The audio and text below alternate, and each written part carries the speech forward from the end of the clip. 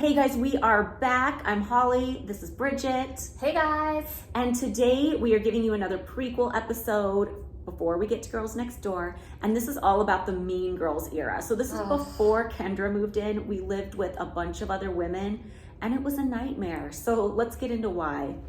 It was a total nightmare and I don't even know if I want to go through this. No, I mean, we were doing research for this and we were Yeah. looking into like our scrapbooks to make sure we had our timelines right and looking into like what other girls from that era had said about their time there. And it was just so stressful. It really put me back into that time period. I felt like I had PTSD from it. Yeah. And I swear I've had like little, like just minor things, but like little health problems over the past few weeks. And I think it was due to that stress explosion. That is crazy. Like I'm glad we did the research for the pod, but it was not pleasant going back to that time. It wasn't, because it was such an awful time. It just felt like you were walking on eggshells constantly. It felt like you were either going to be out on the street one day or it was like a fight for your life kind of.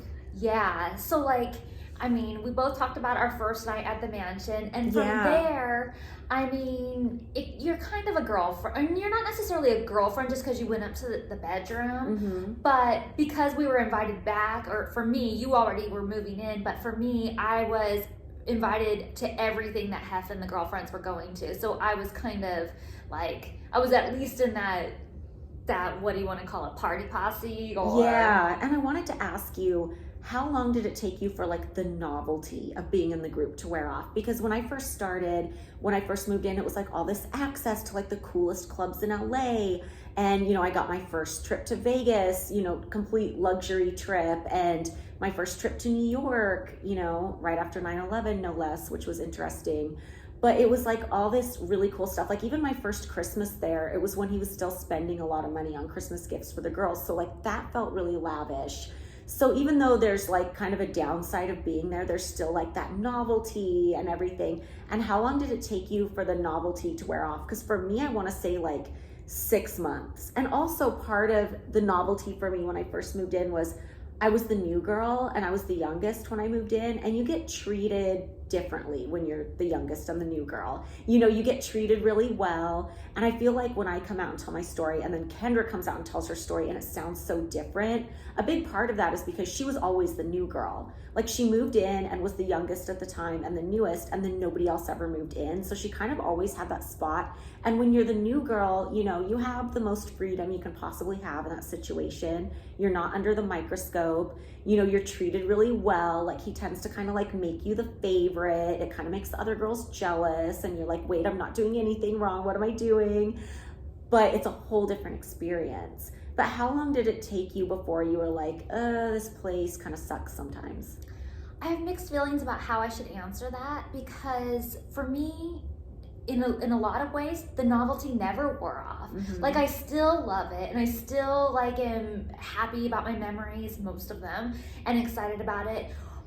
But there were times that were so awful there that I definitely had a plan B. Yeah. And there were times that was so bad that I was 1 foot out the door. Like I, you know, definitely was like, that's it. I can't do this anymore.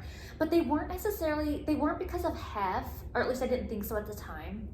They weren't because of Hef, and they weren't because of the mansion, they weren't because of Playboy. It was the other girls. Yeah. Yeah, it was such a layered thing because at the time I thought the whole reason I was miserable there was the other girls, and if they were just gone, everything would be okay and I could finally like get what I wanted out of the situation, finally be happy.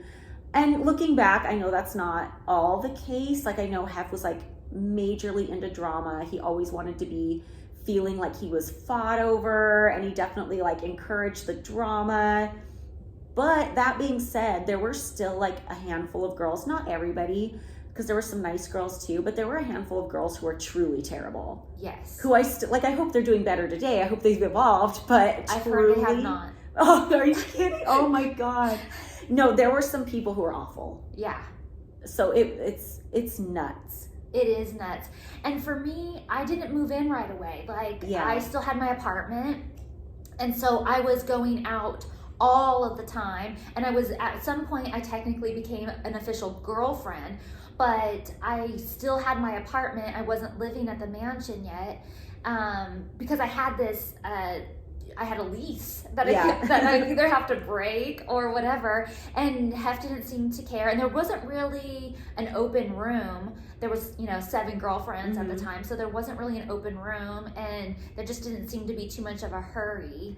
Well, I do have to say too that by the time you came along, Hef had really changed the way he was treating the girlfriend dynamic, because when I moved in, it was still 7 girlfriends. We were still going on like really exciting trips, and he was spending a lot of money on Christmas gifts and things like that.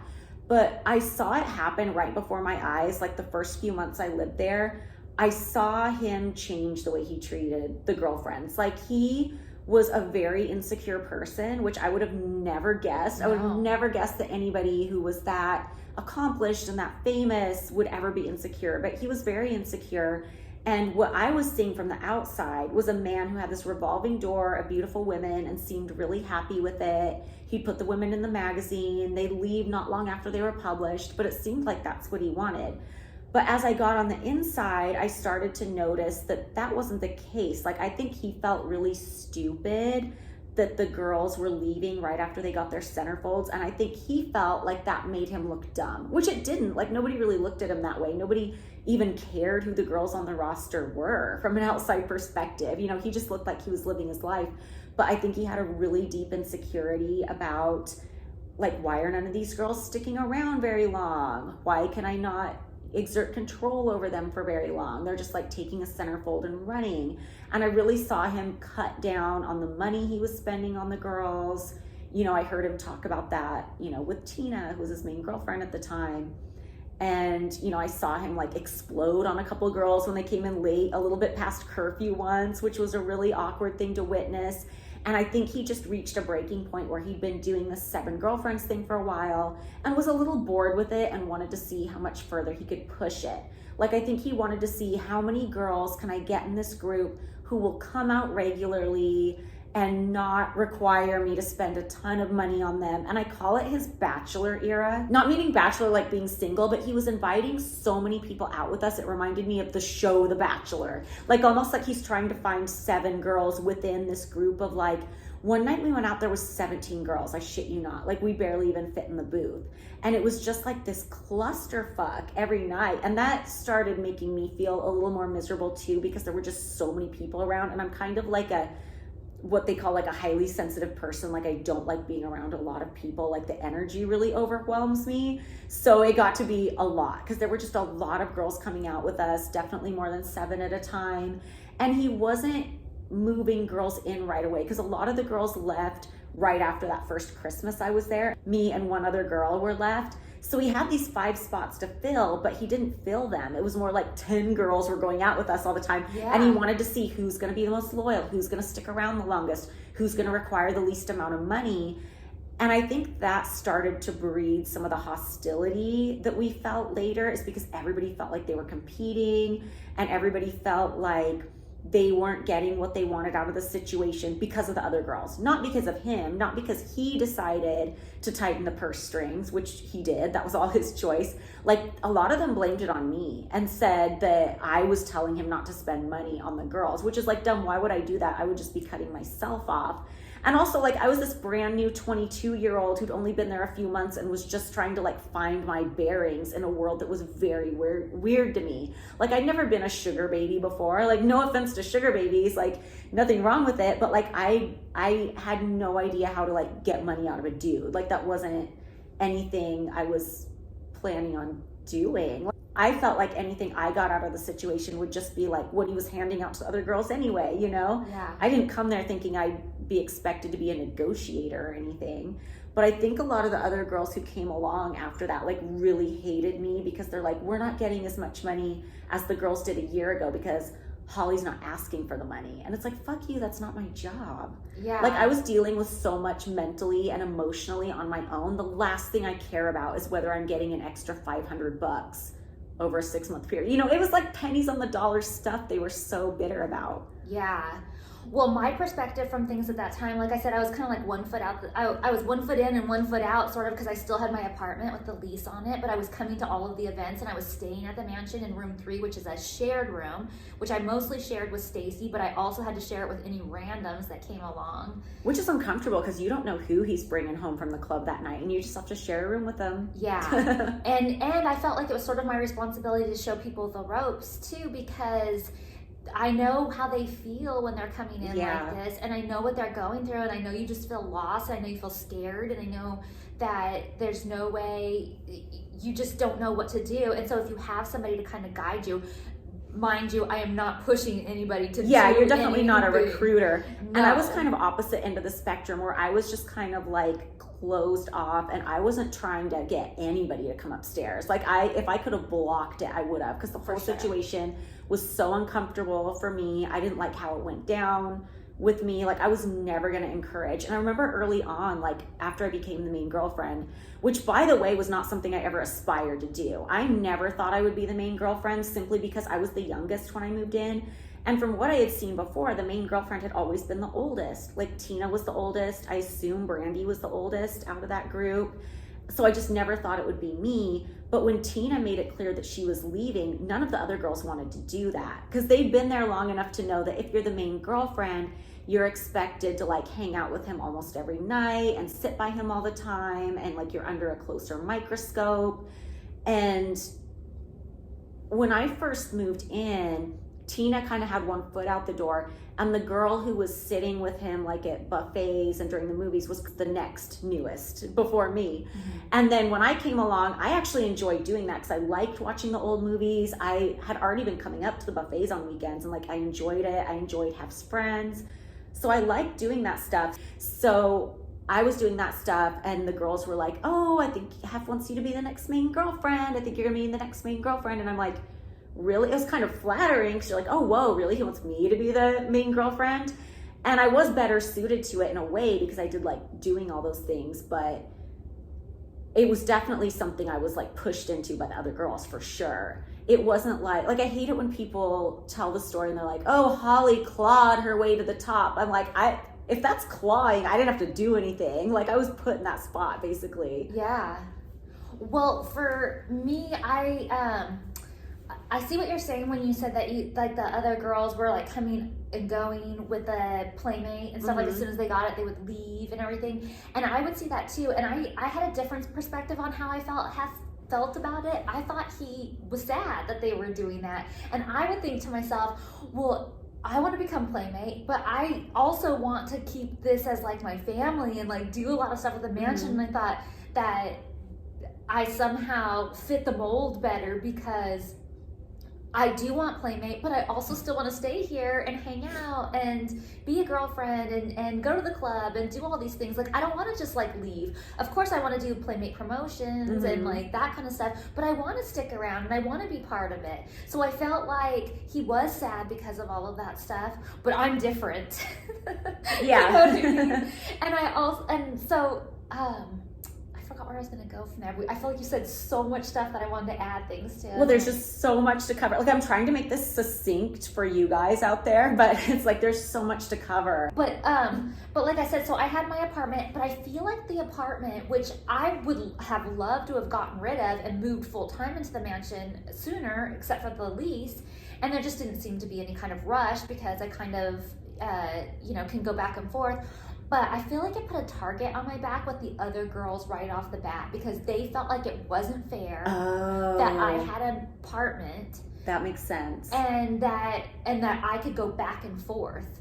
Everybody was always looking at what everyone else had with like the most critical eye, and even stuff you didn't ask for. If you happened to get something good, everybody would hate you for it. Like when I first moved in, I was driving this old beat up car from high school, like literally a beat up car. And didn't you have a name for it? Angelica Celica. It was a Toyota Celica. I called it Angelica Celica. So I had this beat up car, and there had been a girlfriend named Buffy from before I had moved in, and Hef had bought her or leased her this giant Escalade, and she had it all pimped out. It was like raised up, like huge tires, like rims, like every top of the line thing you could possibly get on that car. And after she left, when people leave, of course, he stops paying the lease, and she couldn't keep up with it. So it got repossessed and brought back to the mansion.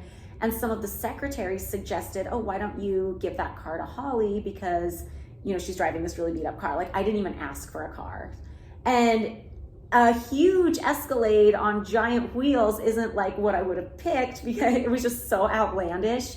But I was so grateful to have like a nice luxury car to drive after driving that beater car. So I accepted it, but the other girls were so pissed because they knew how much money Hef had spent customizing that car for Buffy.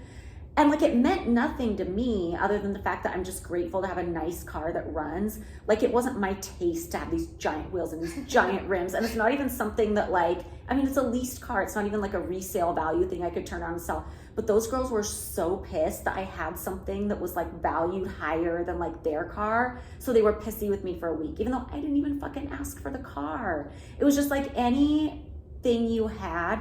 And there was at one point where like, I was starting to get a little depressed, and like Hef made a comment about it to Tina, and he said something to her like, I don't know why she's so sad all the time. Like, I give her more than the other girls. And I think I couldn't figure out what he meant at that point when I heard this. And I'd heard it, by the time I heard it, like the recruiter told me. It was like 3 people removed. And I couldn't figure out what he meant. Like, does he mean he gives me more attention? I don't get it. But of course, like, the other girls interpreted that like I was somehow like getting more money that they didn't know about. Like, I was getting more clothing allowance or something. Oh. And one of them confronted me and was like, are you getting more money? And I'm like, what? No, what are you talking about? And then she told me that story, and I'm like, I have no idea what he even means by that. Do you want to talk about allowance? Because you just brought up the clothing allowance and getting more money. Well, after you moved in and became an official girlfriend, you'd be given $1,000 a week as a clothing allowance. And as we went out several times a week, of course, we wanted to look cute and have the kind of outfits that Hef liked or dress appropriately for these parties. So we spent the money, we were expected to spend the money on the clothes. But of course, I tried to save up as much of it as possible. Yeah. I wanted to pay off all my old college expenses, like work on my credit, like everything like that, save as much as I could. But it's hard because you do need to keep buying the clothes to, just keep up appearances. Yeah. And you're not allowed to work. Like, I did keep my waitressing job after I moved in because I wanted to just have something to fall back on. Even though it's just a waitressing job, it just takes out that extra step of just applying for jobs. But when Hef found out they wanted me to do like a bikini contest, he was like, no, that makes me jealous. You need to quit your job. And I was like, and that was kind of when I felt like this is a real catch-22 and this is going to be trickier than I thought it was going to be.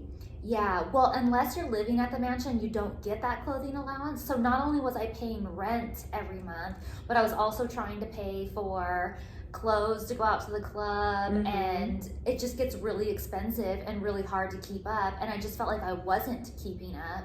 And so I went to talk to Mary about the possibility of moving in and getting on allowance. And Mary told me, you don't want to do that. You don't want to be an official girlfriend. Do you think that was a red flag? I mean, I think she definitely was trying to tell me that as a friend and as somebody who saw it from another perspective. Yeah, I asked for questions from people a while back on my Instagram, and I tried to work them into like what we're talking about in these episodes. And one of the questions was, what was your first red flag that it wasn't going to be so great at the mansion? Well, my first red flag should have been the bedroom, because I felt like I didn't really have as much choice in the matter as I should have had. It's a very nuanced situation, but that should have been my first red flag. My first actual red flag was at one point, one of the girls told me that he used to play the girls against each other. Like, he would be like she said, he would play his main girlfriend against whoever the youngest, newest girlfriend was. And I remember just not believing it at the time, because I just couldn't believe that someone as accomplished as him could be that petty. And I remember thinking, oh no, she must be just hating on the other girls or something. Like, I just kind of like brushed it under the rug. I couldn't possibly believe it. And she was like, no, it's true. And this girl's not special, because before she was here, it was this other girl he played off the main girlfriend. And then come to find out though, it's totally true. Well, I mean, I guess you could say the red flag was the bedroom too, but I decided after the fact, after I felt really terrible about it, I thought I can sit here and feel really terrible about this, or I can just be like, you know what, I tried it and you know, I don't want to say YOLO again because I don't even like that whole thing, but like I tried it, and at least like I know now what it is. I guess you could say that the bedroom was sort of a red flag, but I just decided that I had to make a decision after that. Like I can sit here and feel bad about it, or I can just like move on and like live my life and like just be like, you know what? You only live once and you gotta try new things, and this is just like a part of life, you know? And then, but the next red flag, I guess you could say, was Mary telling me, and she just really didn't think I should move in. She thought that I should not be an official girlfriend, and she said, Hef is very smitten by you, but I think that you should just keep it as it is. And I said, but I can't keep juggling these two things because it cost me a fortune to have the apartment and to buy all these clothes and to do all these things. And the recruiter told me you should also ask him to pay off your lease because he'll get you out of your lease. And that was another factor because the recruiter tried to get you to like ask him for money or spend more money, like that time you went to the zoo.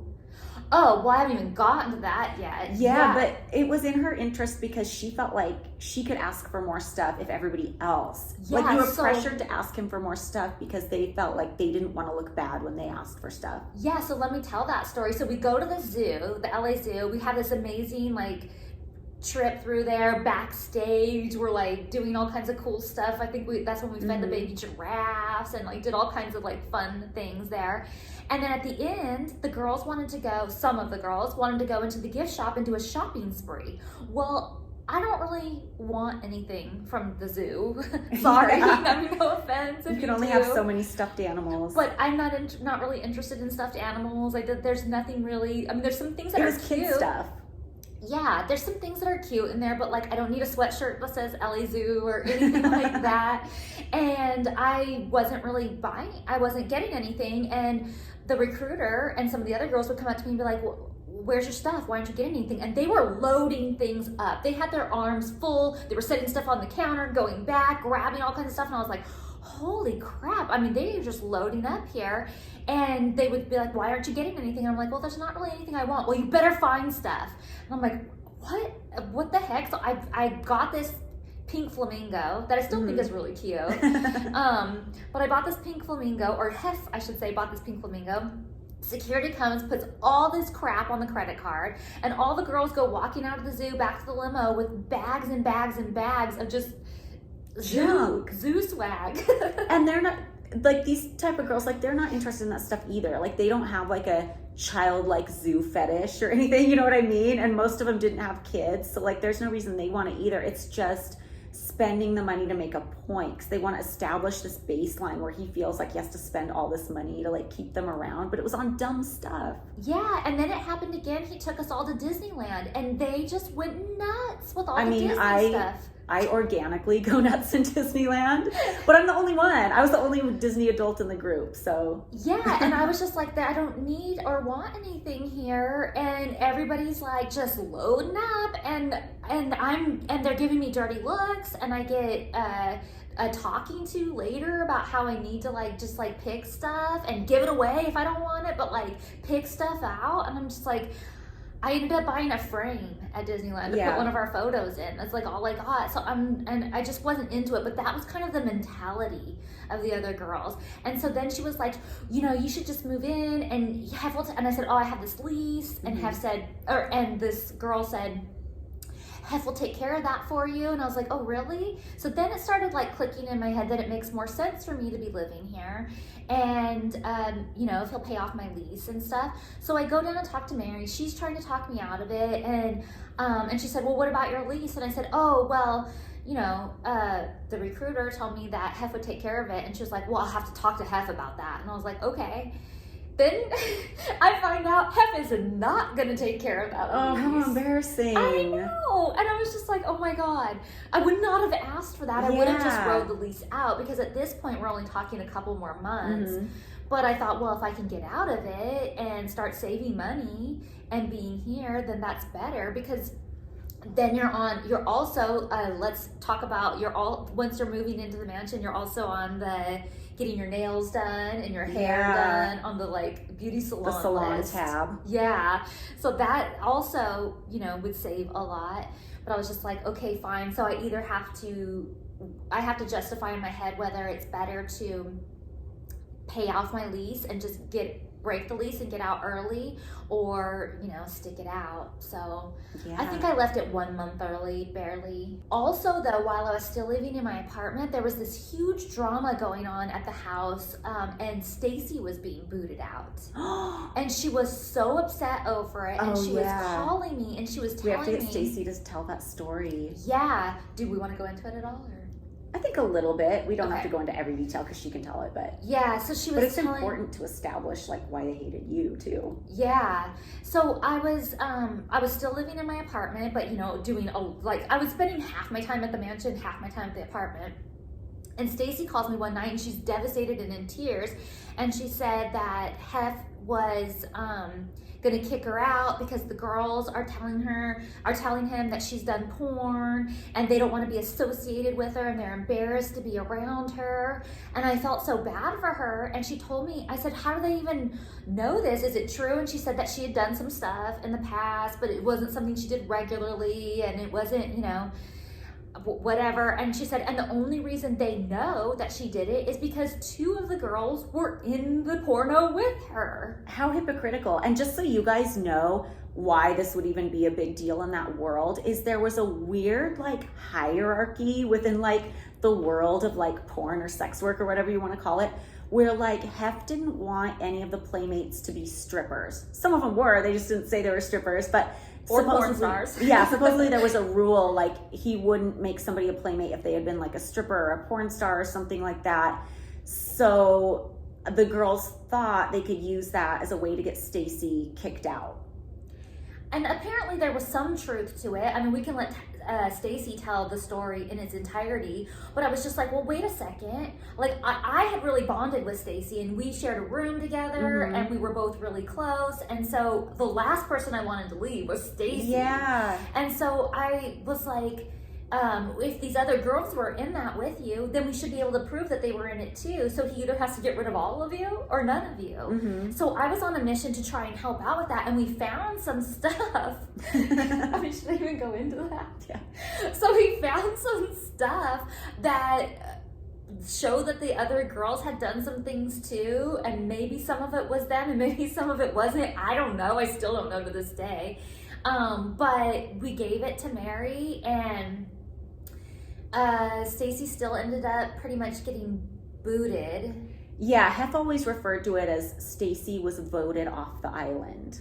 That just sucks so bad. I know, it's just weird. But she was and she wasn't. So, I mean, she was allowed to stick around. She just wasn't like an official girlfriend. She wasn't a girlfriend anymore, and she wasn't allowed to go to any good events with us. She wasn't even allowed to go to the club with us for a while. But no, she followed us in a security chaser car. Well, later she did. But at first, she would just come and do like buffet dinner and a movie and stuff. And she would hang out in our bedroom. Well, it was more my bedroom now. It was still a joint bedroom though. But she would come, and I would be like, oh, can Stacy come and stay this weekend? And she'd come and stay like the whole weekend. And if we did go out, I'd come back and she'd be there hanging out. And like, I just felt really bad for her. So she still did a lot of mansion stuff. She just wasn't allowed to like be seen with us anymore. The Stacy story is a good example of how when we were living there at that time, you kind of always felt like you could be kicked out at any moment. And the other girls were constantly looking for dirt in your past or my past or anybody's past to like get us kicked out. Like I remember one of the girls got kicked out, and after that, a couple of girls I knew from high school ran into her at a random party when they were on vacation. And they came up to her because they had seen her in like a press piece with the girlfriends and like, oh, you know, we went to high school with Holly, because, you know, they didn't know she got kicked out or that there was any drama. And she goes, oh, really? I'll give you $5,000 if you can give me any dirt on her. And they were like, we just went to high school with her. We don't really know anything. Oh my gosh. Well, I know there was some rumors going around about me. Like, I know that before I was, like, when I first started even coming up to the mansion, like, not even girlfriend, nothing, didn't know anybody really yet. Easter, which is, for those of you that don't know about Easter at the mansion, it's a super family friendly. All the playmates bring their kids. There's a big Easter egg hunt for all the kids with these big prizes and stuff. And I had brought my nephew to go to that because I just didn't want to go by myself, and everyone has their kids there. So like, instead of walking around by myself, why don't I bring him and show him around and stuff and let him do the Easter egg hunt and stuff.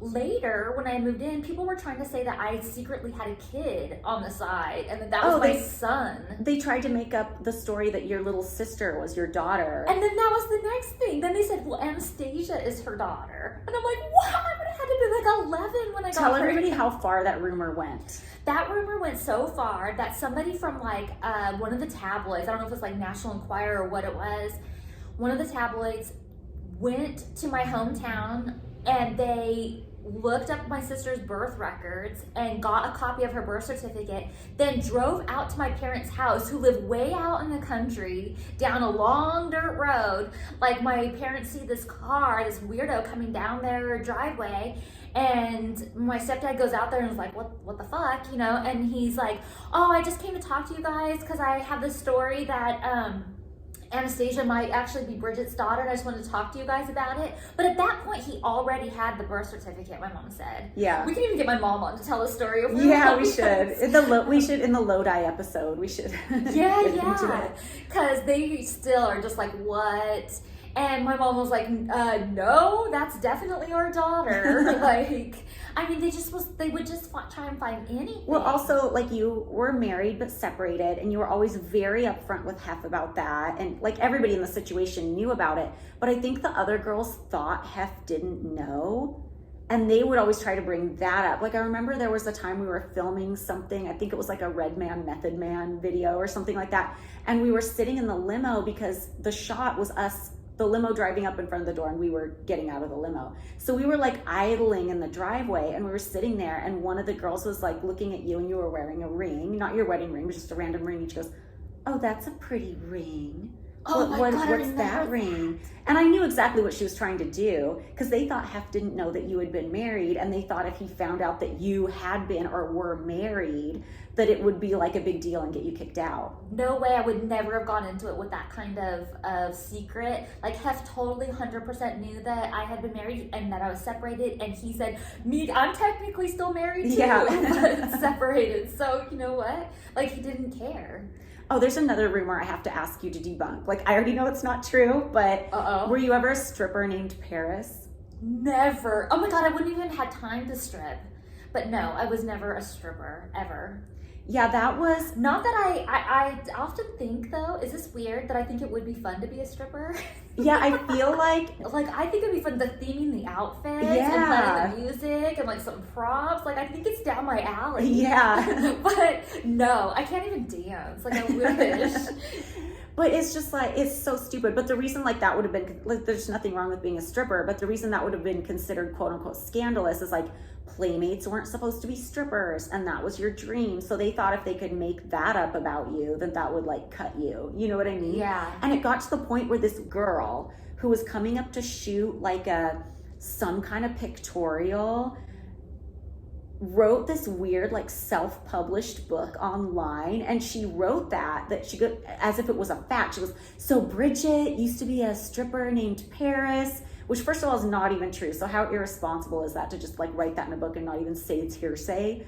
But clearly that was like the other girls telling her that. Yeah, I never read the book, but I heard about it, and I was like so pissed. Well, it was like on your Wikipedia page, like when Wikipedia first started. Do you remember that? I don't, because I never. I remember you getting pissed because like Rob Hilberger had to take it down. Oh wait, that does sound familiar. I remember Rob having to go in and try and make adjustments on it, and he told me it's not easy to like take things off of there, and I'm like, obviously it's real easy to put things on. Yeah. Because especially lies. Yeah, never for trust sure. Wikipedia. Yeah, no way. Yeah, no, totally false. I'm not against strippers at all. I think it's amazing what they can do. I wish I could dance like that.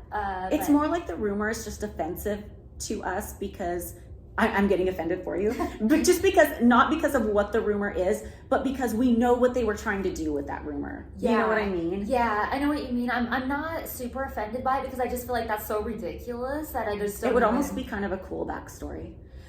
Yeah, I wouldn't hate on it, but it's just, I was going to school and working, and the little free time I did have, and was married, and the free time that I did have, like I said, I was doing like the beverage things, like, you know, Budweiser and stuff like that. Like, there was zero time. Like, I was literally burning the candle at both ends. Yeah. So I wouldn't have even had time to do that if I wanted to. Yeah, so this whole time period while you were going out and thinking about moving in full time, it was really chaotic. Like I said, it was like the Bachelor era. He had all these girls coming out. And I remember there was even a point in time where like one of the girls who was living there, like the last one who was left with me, wanted to move into bedroom 2 because it was the big bedroom. And he was even holding out on that. And there had been this playmate come around who had like brought a girl with her upstairs, and they were really getting freaky in the bedroom. Oh my gosh. So he was like all amped on moving her in, and she was like saying she wanted room 2. And after everybody else like went to bed that night, I told him, because I just thought like I was doing something nice for that other girl. I was like, well, you know, so-and-so has been here the longest and she really wants room 2. You know, I think this other girl, she's just new, and, you know, she really wants to be Playmate of the Year and blah, blah, blah.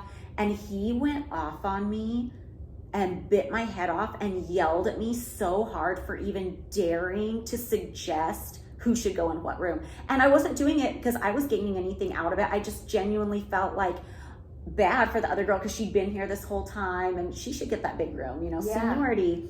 And I was just trying to go to bat for her, and he bit my head off so hard that I was like bawling. Like, he was so mean about it. And that was the last time I ever went to bat for anybody else in the house. Well, you were talking about, you just mentioned seniority. I think we should talk about the hierarchy.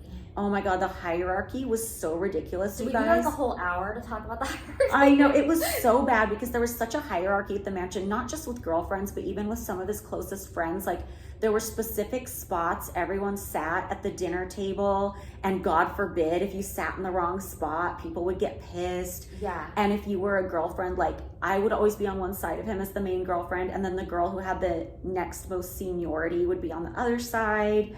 And then people would kind of like fall into place according to seniority as you went down the line. So there was definitely this weird pecking order, and it was psychotic, but at the same time, it was easy to get caught up in it. Like, of course I was caught up in it too, because I knew that like if somebody were to deliberately stand in my spot, that's a very definite, you know, them trying to fuck with me. Yeah. You know what I mean? Yeah, well, it's a total slap in the face. It's like an egregious thing that somebody would have done. Like, that's how seriously the hierarchy is taken there.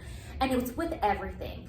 Let me just give you another example of this. It's at the dining room table. So Holly sits on one side of Hef, and at that time, other girlfriends were supposed to sit on the other side of him, but they never showed up. Yeah, they hated the buffet dinners and the movies, so and the old movies, so they never came. They hated it. I actually enjoyed it, and Holly actually enjoyed it, but I was not allowed to sit on the other side of Hef because it wasn't my seat.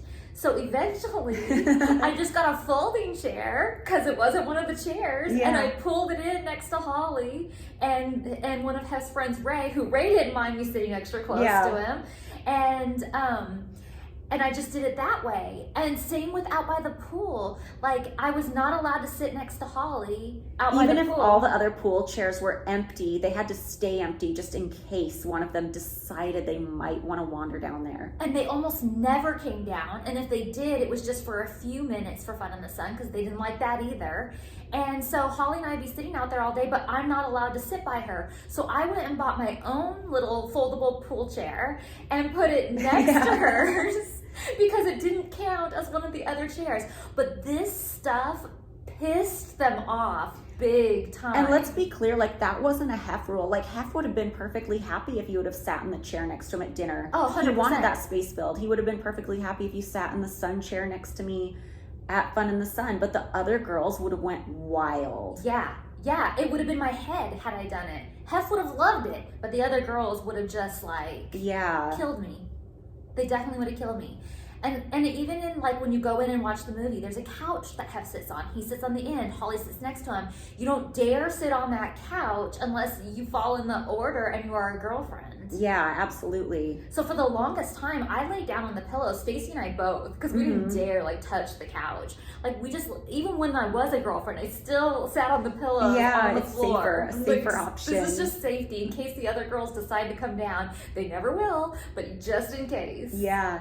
So when you were starting to move in, this was probably right around the time we filmed MTV Cribs, right?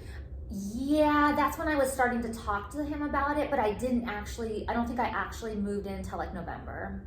So by the time we shot MTV Cribs, which was like August of 2002, the group had pretty much whittled its way down to like 7 people, maybe 8.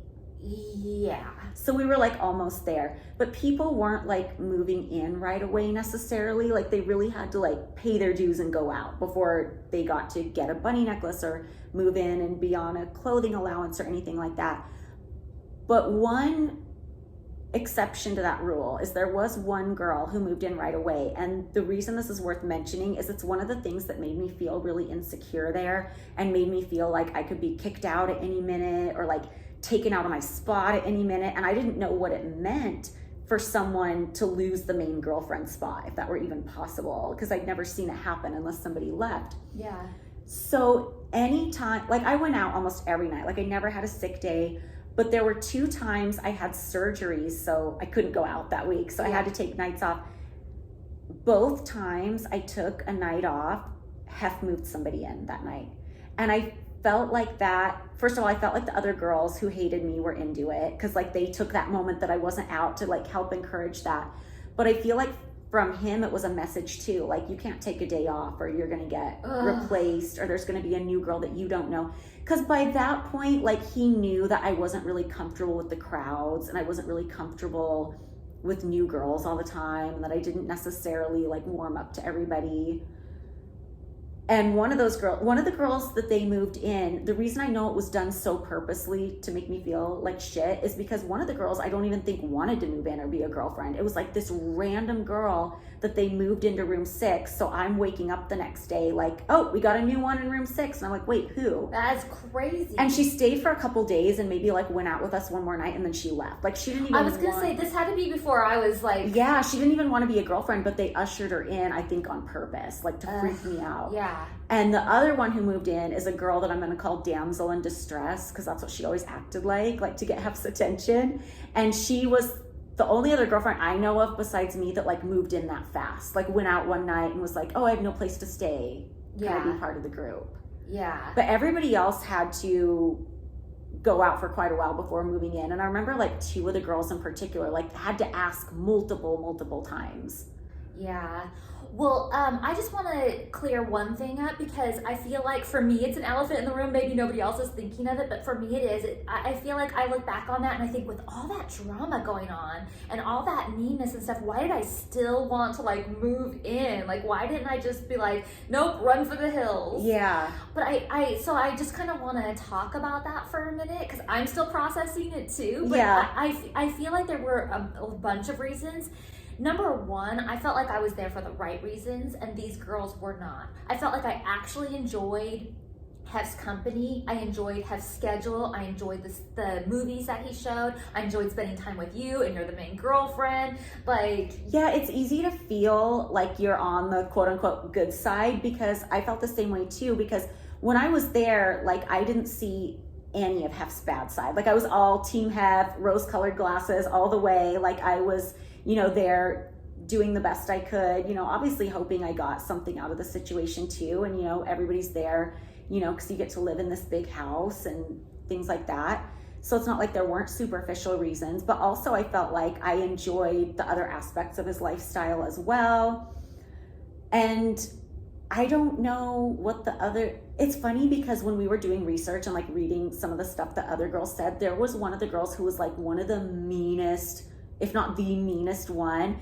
And she wrote about the drama between us and she said it was like good versus evil, but she thinks she's the good one. And I'm trying to wrap my head around that. Like, Why does she think she's the good one? Yeah, that boggles me because, I mean, not that anybody's like all good or all bad, but no. I can see how back in the day we thought we were on the right side because we at least had Hef's back, and we were at least, well, you know, we enjoy being around here, and we're not, because like he kind of had a hearing issue, and the other girls would like talk shit about him like a foot away from him, and they were just so unbelievably disrespectful. And I can look back on that now and see the way he treated everybody, and you might look at that and be like, well, did he deserve respect? I don't know, but at the time I think we had really good intentions as far as like trying to do our best by Hef while we were there. Well, I think he did deserve respect because we're living in his house. Like, if, you know, like, I do feel like we were there for the right reasons because we were doing what Hef enjoyed doing. I was a cock blocker though. So maybe I definitely didn't have his best interest okay, in maybe mind. you didn't. But okay, let's go. I was trying to block as many girls from coming up into the bedroom as possible. I hated it. Okay, well, for me, I felt like I was there for the right reasons. I felt like I truly enjoyed the movies and his lifestyle and his friends, and I thought of it as family, and I really liked all of that stuff. A second reason that I wanted to still move in and continue this is because I felt like I had, compromised my morals a little bit to be there. For sure, me too. And I wasn't going to just give it all up and just be like, ugh, these girls are bitches, have it. No way. I was going to get what I could out of it, the most I could out of it. And then the reason is because I honestly felt that this could be an absolute fun and amazing place with like a bunch of crazy life experiences if like we can get rid of these girls who are just so awful and actually have fun here. There's no reason why we can't have fun.